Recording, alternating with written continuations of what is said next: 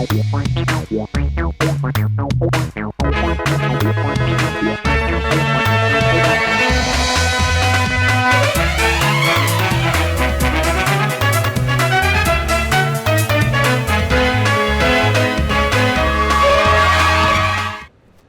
आप देख रहे हैं राष्ट्रीय समाचार और मैं हूं आपके साथ प्रिया पांडे। पहले एक नजर हेडलाइंस पर। गणतंत्र दिवस पर सूरत से नशे के खिलाफ ऐतिहासिक जंग, यूथ नेशन का सबसे बड़ा मेगा ड्रग अवेयरनेस मार्च और कार्निवल। सीएम योगी के कालनेमी बयान पर अखिलेश का पलटवार, बोले कलयुग के कालनेमी कौन, यही बनेंगे इनका काल। शंकराचार्य से चुनाव आयोग तो उठाए सवाल। मुंबई समेत 29 महानगर पालिकाओं में मेयर गठन में अभूतपूर्व देरी, सुप्रीम कोर्ट की समय सीमा खत्म। ओशिवारा फायरिंग केस, केआरके को 27 जनवरी तक पुलिस कस्टडी, फायरिंग दूर को लेकर पुलिस बचाव पक्ष आए आमने सामने। बर्फ की सफेद चादर में सरकती ट्रेन, बनिहाल बारामूला पैसेंजर का मनमोहक नजारा, घाटी की सर्दी की असली छटा। सूरत में गणतंत्र दिवस पर नशे के खिलाफ एक ऐतिहासिक संदेश देने जा रहा है। यूथ नेशन सूरत पुलिस के साथ मिलकर शहर में पहली बार मेगा ड्रग अवेयरनेस मार्च और कार्निवल आयोजित होगा। नशे के बढ़ते खतरे के खिलाफ सूरत में जागरूकता का मेगा अभियान गणतंत्र दिवस पर यूथ नेशन एनजीओ द्वारा उदना मगदल्ला रोड पर 1 किलोमीटर लंबा ड्रग अवेयरनेस मार्च निकाला जाएगा। कार्यक्रम में 22 स्टेज, नुक्कड़ नाटक, संस्कृति प्रस्तुतियां और नशे से बाहर आए युवाओं की आप बीती सुनाई जाएगी। 500 से 700 पुलिसकर्मियों की भव्य परेड इस आयोजन का मुख्य आकर्षक होगी, जिसे गृह राज्य मंत्री हर्ष संघवी सलामी देंगे। इस कार्यक्रम के समापन पर 54 लोगों द्वारा विशाल तिरंगा भी फहराया जाएगा। 20-20 फीट की रंगोली, दांतों से 6 कार खींचने का स्टंट, मैजिक शो और प्रसिद्ध कलाकारों की मौजूदगी भी रहेगी। यूथ नेशन का लक्ष्य सूरत से शुरू होकर पूरे गुजरात और देश भर में नशे के खिलाफ एक मुहिम फैलाना है। यूथ नेशन मैंने 2014 में शुरू किया था। आज 12 साल से मैं इस मुहिम पे काम कर रहा हूँ, ड्रग की अवेयरनेस पे। इस संस्था का मेन उद्देश्य है जितने भी जो लोग ड्रग की तरफ जा रहे हैं या फिर वो ड्रग में जा चुके हैं, उनको वहाँ से निकालना या उनको इसके लिए अवेयर करना, ये संस्था का मेन काम है। अच्छा, ये सिर्फ सूरत के लिए? अभी तक हम लोग सूरत में कर रहे थे। इस साल हमने सूरत के अलावा राजकोट, अहमदाबाद और वापी में भी यूथ नेशन का लॉन्च किया है।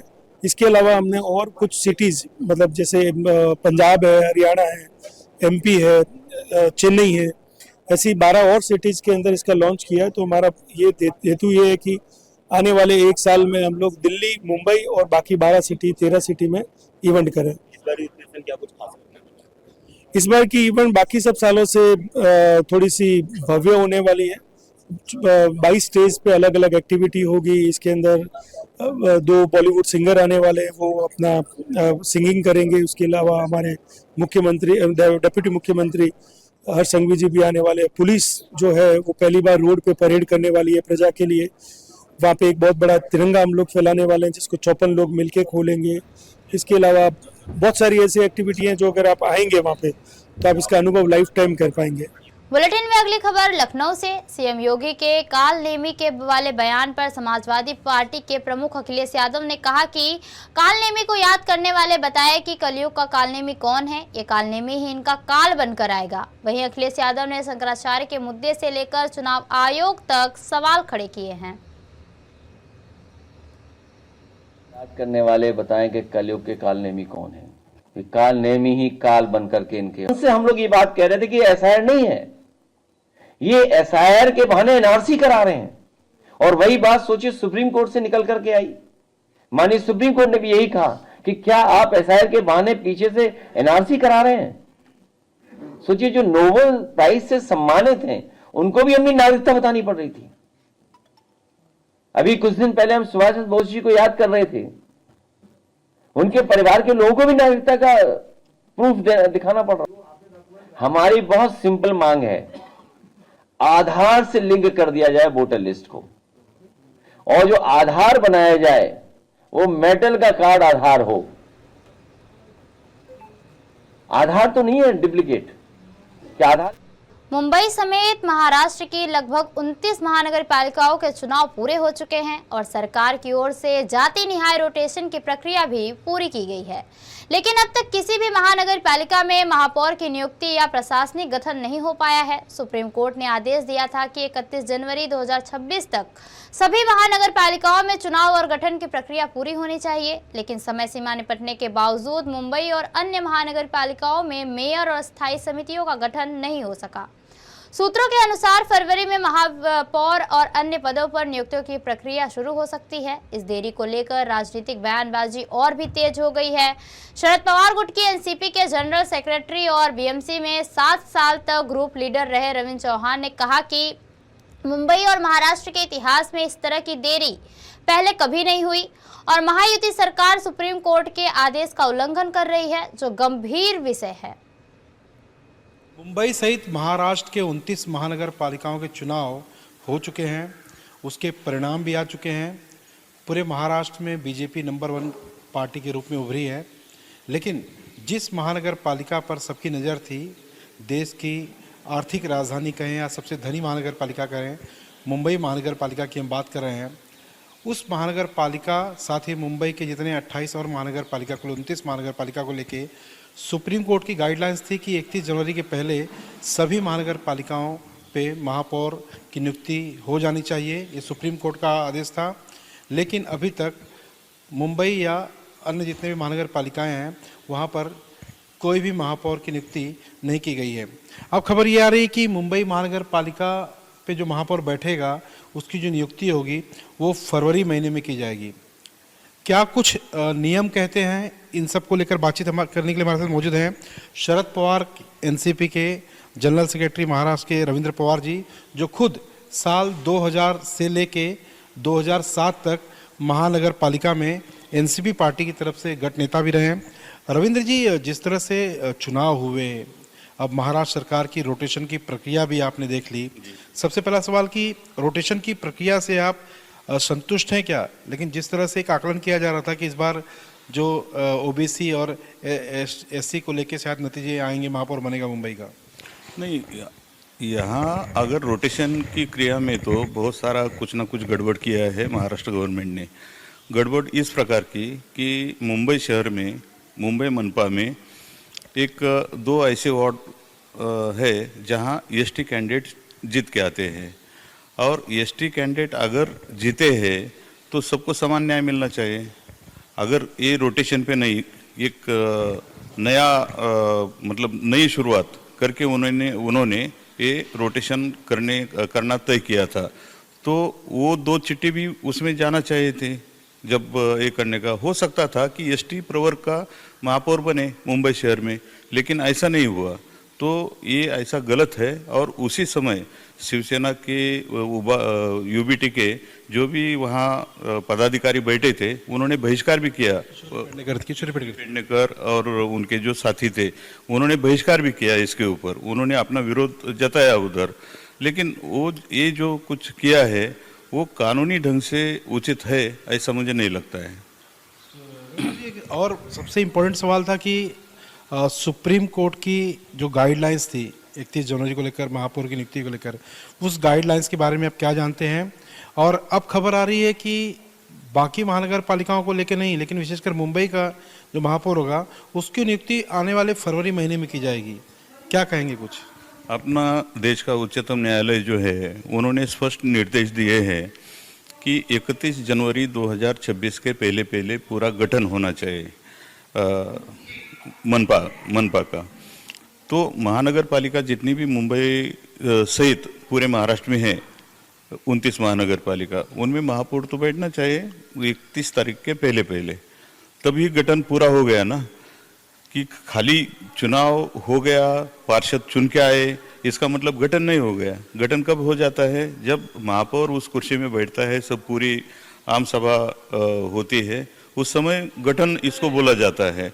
लेकिन अभी इन्होंने क्या उसका अर्थ निकाला है सुप्रीम कोर्ट का, और उन्होंने जो अर्थ निकाला है वो सही ढंग से बराबर है नहीं है? क्योंकि मेरे ख्याल में तो अभी तक सुप्रीम कोर्ट ने कोई नया आदेश नहीं दिया है। 31 जनवरी 2026 का जो आदेश दिया था वो ये आज भी कायम है। तो भी अभी मैं न्यूज़ सुन रहा हूँ कि फरवरी में चुनाव हो जाएगा या ऐसा कब कुछ निर्णय लिया है, ऐसा मेरे सुनने में आया। वो गलत है ऐसा मुझे लगता है। और सब क्या इससे पहले मुंबई या महाराष्ट्र के इतिहास में कभी हुआ है इतनी देरी से महापौर की नियुक्ति करना है? इसके पहले इतनी देरी कभी देखी है आपने? नहीं, ऐसा तो खास करके इतना तक नहीं हुआ है। वो जल्दी से जल्दी 10-15 दिन के अंदर अंदर सब कुछ हो जाता है। अभी तो मुंबई शहर बोलो या और दूसरी महानगर पालिकाएं बोलो तो वहाँ ये गड़बड़ियाँ अभी भी चालू है। जहाँ बहुमत नहीं मिला है, जो इधर उधर गठबंधन अभी क्या क्या तरीके यूज करते हैं, तोड़फोड़ की राजनीति सब ये खरीदना, ये करना, ये सब चालू है। तो एक तरफ से जो मतदाता है उन्होंने जो अपना हक अदा किया है उधर, उसका कुछ न कुछ उसका अवमान करने का एक ये तरीका है। और सब अगर बात करें जिस तरह से सुप्रीम कोर्ट की गाइडलाइंस है 31 जनवरी 2026 के पहले मुंबई या सभी महानगर पालिकाओं में महापौर की नीति को लेकर, क्या ये उस आदेश का पालन नहीं कर रहे हैं या फिर राज्य सरकार के पास कुछ ऐसे अधिकार हैं या जो प्रशासन बैठा है महानगर पालिका पे उनके पास कुछ ऐसे अधिकार हैं क्या कि सुप्रीम कोर्ट के आदेश के बाहर भी जाके वो कुछ निर्णय ले सकता है? क्या इस तरह का कोई आदेश लेने का उनके पास अधिकार है क्या? अपने देश में जो सुप्रीम कोर्ट है वो सर्वोच्च है। वो जो आदेश देते हैं उसका परिपालन करना हर एक संस्था है, शासन है, संस्था है, व्यक्ति है, उनका वो कर्तव्य रहता है। अगर ऐसा नहीं करते हैं तो सुप्रीम कोर्ट वापस उनके ऑर्डर का उन्होंने अवमूल्यन किया या उनकी ऑर्डर वो भी नहीं किया, उसके बारे में सुप्रीम कोर्ट उनके खिलाफ कार्रवाई भी कर सकता है। ये स्थिति में अगर स्टेट गवर्नमेंट महाराष्ट्र का क्या करता है वो समझ में नहीं आता है, क्योंकि अभी तक सरकार की तरफ से भी महापौर चुनाव के बारे में कोई ऐसा स्पष्ट आदेश या अध्यादेश निकला नहीं है। आपके पास कोई जानकारी ऐसे पहुंची नहीं कि कब तक अपॉइंट करेंगे? क्योंकि आप भी रहे गठ नेता, शायद आपने मालूमात करने की कोशिश की, आपके पास कोई जानकारी पहुंची क्या कब तक अपॉइंट करेंगे करके? क्योंकि ये लीगल टर्म्स तो अपनी जगह ठीक है। नहीं, अभी तक तो ऐसा कुछ हुआ नहीं है। और जो उनका गठबंधन है, अभी गठबंधन अगर युति और मतलब बीजेपी और एकनाथ शिंदे की शिवसेना, उनके पास तो बहुमत है, तो भी इतनी मारामारी उन लोगों में चली है। तो अंदरूनी कुछ न कुछ बहुत बड़ी ये चल रही है, रणनीति चल रही है, जिसकी वजह ये डिले हो रहा है। ये थे रविंद्र पवार जो खुद महानगर पालिका पर 7 साल तक काम कर चुके हैं गठ नेता के रूप में शरद पवार की एनसीपी पार्टी से। अब क्या वाकई सुप्रीम कोर्ट की जो गाइडलाइंस है देश की सबसे बड़ी अदालत की, क्या उस गाइडलाइंस का महाराष्ट्र की सरकार उल्लंघन कर रही है? इसका जवाब सरकार को या उनके तमाम जो मंत्री हैं उनको ज़रूर देना चाहिए, क्योंकि जिस तरह से खबरें आज फैली कि मुंबई महानगर पालिका का जो महापौर है उसकी जो नियुक्ति होगी आने वाले फरवरी महीने में होगी, तो उसको लेकर रविंद्र पवार जी जो सारे टर्म्स एंड कंडीशन हैं, जिस तरह से महानगर पालिका में कामकाज चलता है, सुप्रीम कोर्ट की जो गाइडलाइंस होती है उसके बारे में जो जानकारी थी उन्होंने रविंद्र पवार जी ने पूरी राष्ट्रीय समाचार को दी। अब सवाल ये है और साथ ही देखना भी है क्या वाकई फरवरी महीने में ही मुंबई महानगर पालिका की मेयर की कुर्सी पे महापौर को बिठाया जाएगा या फिर ये महज एक अटकलें थी, या फिर तीसरा सबसे बड़ा जो शक ये भी है कि महायुति में शामिल शिंदे सेना और बीजेपी के बीच क्या वाकई कोई बड़ी नोकझोंक चल रही है, इस नोकझोंक के पीछे भी कोई बड़ी राजनीति है, क्या इस पूरे खेल में कोई और भी नई पार्टी या नया चेहरा शामिल होगा? क्योंकि रोटेशन की प्रक्रिया जो पूरी हो चुकी थी उसमें सारे जो ओबीसी या एससी को लेके जो बातें चल रही थी कि उस कास्ट का महापौर होगा, वो बातें भी अब ख़त्म हो चुकी हैं। लेकिन अब सारी तस्वीर तभी सामने आ पाएगी जब पूरी तरह से राज्य सरकार या महानगर पालिका प्रशासन की तरफ से घोषित किया जाएगा और एक तारीख निश्चित की जाएगी कि इस तारीख को मुंबई महानगर पालिका साथ ही अन्य महानगर पालिकाओं पे महापौर स्थापित होंगे। कैमरामैन संतोष डिसले के साथ सर्वेश तिवारी, राष्ट्रीय समाचार, मुंबई।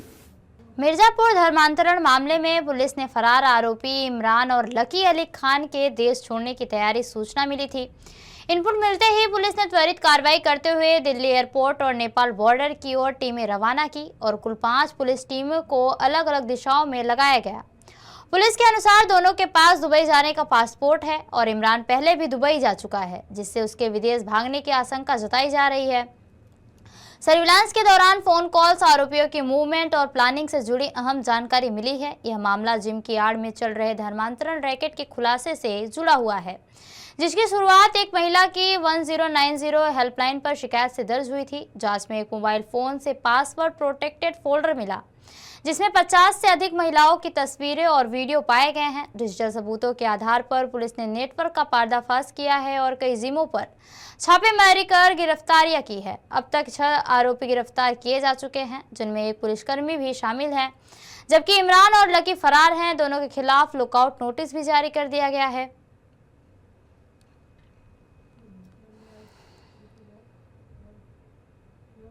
कानपुर के बहुचर्चित बिकरू कांड को लेकर सियासी और सामाजिक हलकों में फिर से हलचल तेज हो गई है। वर्ष 2020 में हुए इस कांड के बाद पहली बार मृतक विकास दुबे की पत्नी ऋचा दुबे मीडिया के सामने आई और खुलकर कई गंभीर आरोप लगाए। ऋचा ने कहा कि अब चुप रहना उनके लिए असंभव हो गया है, क्योंकि कुछ लोग जानबूझकर उनके पति और पूरे परिवार की छवि को खराब करने की कोशिश कर रहे हैं। इसी वजह से उन्होंने पहली बार सार्वजनिक रूप से अपना पक्ष रखा और ऋचा दुबे ने खुशी दुबे पर सीधे आरोप लगाते हुए कहा कि वो उनके पति और परिवारवाद को बदनाम कर रही हैं। उनका कहना है कि खुशी अपने असली नाम या पहचान को छुपा रही हैं, या तो उनका असली नाम खुशी तिवारी है या खुशी ठाकुर, और उन्होंने 3 शादियों का दावा करते हुए परिवार और समाज में भ्रम फैलाया है। ये शादी की नहीं मामला है। वो अपना दुख, जैसे अपनी माँ बीमार है, उसका दुख वो उस हिसाब से व्यक्त करे, यदि उसको बताना है या मदद लेनी है, पर वो ये क्यों बीच में लाती है कि मुझे उठा लिया गया, मुझे बंदूक लगा के उठाया गया, मेरी किडनैप करी। आप एक बात बताइए, एक भैंस के मुकदमे में विकास का इनकाउंटर हो गया। यदि लड़की किडनैप करते तो आप खुद लगा सकते हैं क्या होता, पहले ही हो जाता, क्योंकि ये अप्रैल मई से रह रही है अमर के घर में। और मेरा, आप वहाँ के 10 किलोमीटर तक के गांव में जाइए, आपको ये स्टोरी सब बता देंगे, पूरा गांव जानता है। कितनी शादियां? खुशी के 3 थे, जिसमें एक पहले पति की मैं जानकारी बटोर नहीं पाई हूँ, दूसरा लड़का है अतुल ठाकुर और ये कुर्सी खेड़ा गांव में है, और कोई निवादा क्या लगता है उसका, पूर्वा लगता है कुछ गांव का। मैं पूरा लिखा हुआ मेरे पास रखा है, मैं आपको भेज दूंगी, वहां आप जाके पता लगा सकते हैं। ये बंदे कल भी थे, कल भी मैंने वहाँ के गांव के लोगों से और उन लोगों से सबसे बात। ओशिवारा फायरिंग मामले में एक्टर और फिल्म क्रिटिक कमाल खान उर्फ KRK को आज बांद्रा कोर्ट में पेश किया गया। कोर्ट ने इस मामले में कमाल खान को 27 जनवरी तक पुलिस कस्टडी में भेज दिया है। पुलिस का दावा है कि जिस नालंदा इमारत में नीरज कुमार मिश्रा रहते हैं, उसी दिशा में फायरिंग हुई थी। हालांकि बचाव पक्ष का कहना है कि कमाल खान का घर और नालंदा सोसाइटी के बीच करीब 400 मीटर की दूरी है। पुलिस ने कमाल खान से जो पिस्टल बरामद की है वह लाइसेंसी गन है। मामले को लेकर पुलिस और बचाव पक्ष के दावों में साफ टकराव नजर आ रहा है। कमाल खान के वकील नागेश मिश्रा ने साफ कहा है कि उनके क्लाइंट के पास जो पिस्टल है वो पूरी तरह से लाइसेंसी है। वकील के मुताबिक इस पिस्टल की फायरिंग क्षमता 20 मीटर से ज्यादा नहीं है। ऐसे में 400 मीटर दूर स्थित नालंदा सोसाइटी तक गोली पहुंचना असंभव है। वकील का कहना है कि सिर्फ किसी के पास हथियार होने से यह साबित नहीं होता कि उसी ने फायरिंग की है। उन्होंने पुलिस के आरोपों को तकनीकी रूप से गलत बताया है। पूरा मामला ये है कि थोड़े दिन पहले, लगभग एक हफ्ता पहले, एक मिस्टर नीरज मिश्रा हैं, वो रहते हैं नालंदा बिल्डिंग में, लोखंडवाला बैक रोड पे। वहाँ पे उनका कंप्लेंट ये था कि किसी ने फायरिंग की और कि कोई हताहत नहीं हुआ, कोई घायल नहीं हुआ, और उसी बिल्डिंग में से किसी और फ्लैट पर भी गोली चली, ऐसा पुलिस का ऐसा एलिगेशन था। और ये चीज़ें पुलिस इंक्वायरी की। इंक्वायरी के दौरान लगभग एक हफ्ते बाद इनको कल रात में, कल शाम के टाइम पे पुलिस ने इनको अरेस्ट किया, एलिगेशन पे कि आपने गोली चलाई। ये है। तो हमारा जो कोर्ट में सबमिशन ये है कि फर्स्ट ऑफ ऑल जो नालंदा बिल्डिंग है और जो कमाल खान साहब का बंगला है, इन दोनों के बीच में 400 मीटर का डिस्टेंस है। और जो पिस्टल जो पुलिस ने बरामद की इनके पास से, उनकी लाइसेंसी गन है। उस गन की क्षमता 20 मीटर से ज़्यादा नहीं है, मैक्सिमम 20 मीटर है, वहाँ पे उससे फायरिंग हो सकती है। तो पुलिस का ये मानना कि इस गन से चली और वहाँ तक गोली पहुँची, अपने आप में ही ये संदेहास्पद है, बल्कि असंभव है, ऐसा मैं कहूँगा मैं।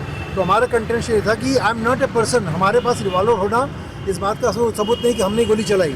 सेकेंडली पुलिस ये ग्राउंड लेके चल रही है कि हमने इतनी गोलियां हमने खरीदी थी लाइसेंस दुकान से, और उसमें से इतनी गोलियां बची हैं, तो बाकी का क्या हुआ? तो बाकी का हमारे पास सब रिकॉर्ड है, सारी चीज़ें हैं। राजद नेता और बिहार विधानसभा नेता प्रतिपक्ष तेजस्वी यादव ने कहा, कर्पूरी ठाकुर का सपना अब तक पूरा नहीं हुआ, जिसे हम भविष्य में पूरा करना है। बिहार में गरीबी, पलायन, बेरोजगारी की स्थिति है, लेकिन सरकार को कोई चिंता नहीं है, क्योंकि सरकार में लगातार 20 साल से वही लोग हैं जो कर्पूरी जी को गालियां देते थे, जिन्होंने कर्पूरी जी के विचार का विरोध किया। वे सिर्फ कुछ लोगों की बात करते हैं, सबकी बात नहीं करते। वे संविधान को बदलने और लोकतंत्र को खत्म करने की बात करते हैं।